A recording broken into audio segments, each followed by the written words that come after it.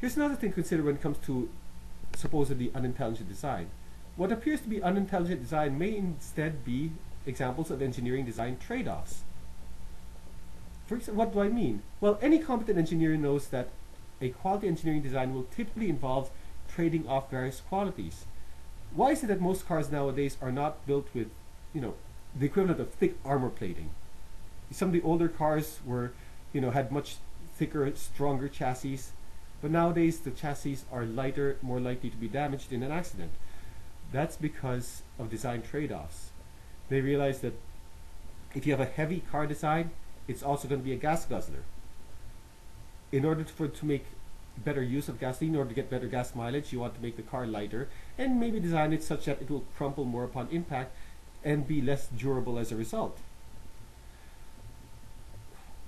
How does this pertain to the examples I gave? Well, consider the human eye, for example. People say, or skeptics say, the human eye is badly designed because you've got your photoreceptors behind a wall of tissue. And this wall of tissue will obscure the human's vision. For the octopus, they have a much better design. This shows that the human eye was badly designed. I don't think so. It's a design trade-off. One could argue that this layer of tissue, and some do make this argument, provides a more efficient means of nourishing the photoreceptor cells. Some could also argue that this wall of tissue helps protect the human eye from the damaging effects of ultraviolet light. That consideration would not apply to an animal that lives under the sea like an octopus does. So here you have a design trade-off where you trade off a little bit of visual acuity for the sake of greater protection against ultraviolet light. I think that's an entirely plausible scenario. What about DNA? What about the claim that DNA involves horrible spaghetti code that's incredibly convoluted and nearly impossible to reverse engineer? Well, why does so-called spaghetti code get a bad rap among programmers? It's because spaghetti code is difficult to untangle. It's difficult to make sense of. Is that really an important consideration when it comes to the DNA, though? The creator presumably knows full well what the DNA is supposed to do. And the DNA is supposed to operate on its own without needing somebody to interpret it, without needing a human or otherwise intelligent agent to interpret it. Quite the contrary, I'd argue that DNA offers numerous other advantages. For one thing, it allows massive parallel processing. You can have thousands of operations occurring simultaneously.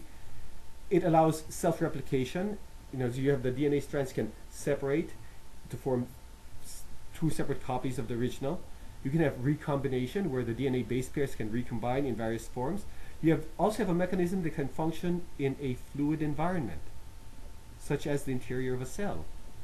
And it seems to me that those considerations are much more important than having something you can process and analyze in a linear fashion. What about the coprophagy or coprophagia in rabbits? Well, I don't have a good explanation for that, but there might be some. I think in examples like this, a measure of humility is required. What may seem like a bad design may simply be a design where you have some trade-off that may or may not be obvious. I would not be so quick to dismiss these as examples of horrible, unintelligent design. One final observation here. We talk about disease and physical failings and physical suffering.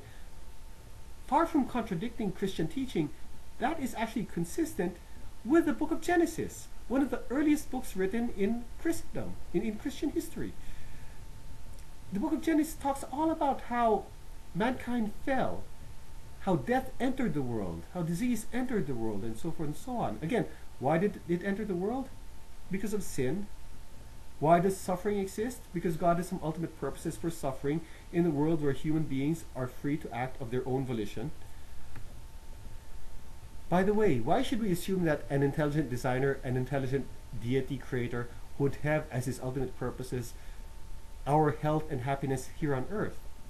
I see no reason to accept that. Quite the contrary. I accept the biblical view, which is that our time here is temporary, and that he has lasting eternal purposes in mind.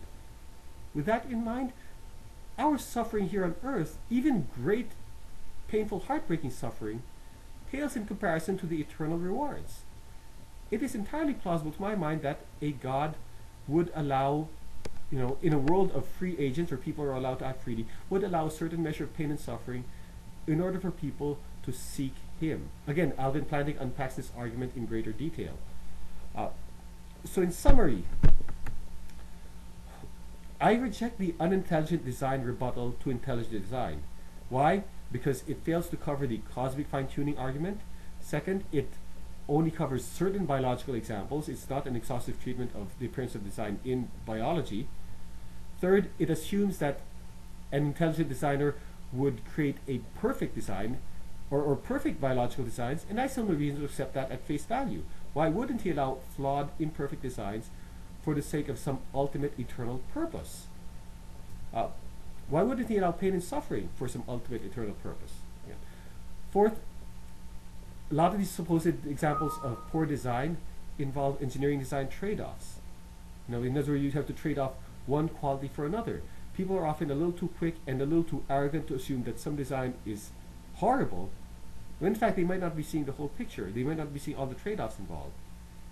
And finally, all this talk of physical failings, of disease, of death, of biological limitations are far from contradicting Christianity. Quite the contrary, they are consistent with the teachings of the book of Genesis, which says that we live in a fallen world.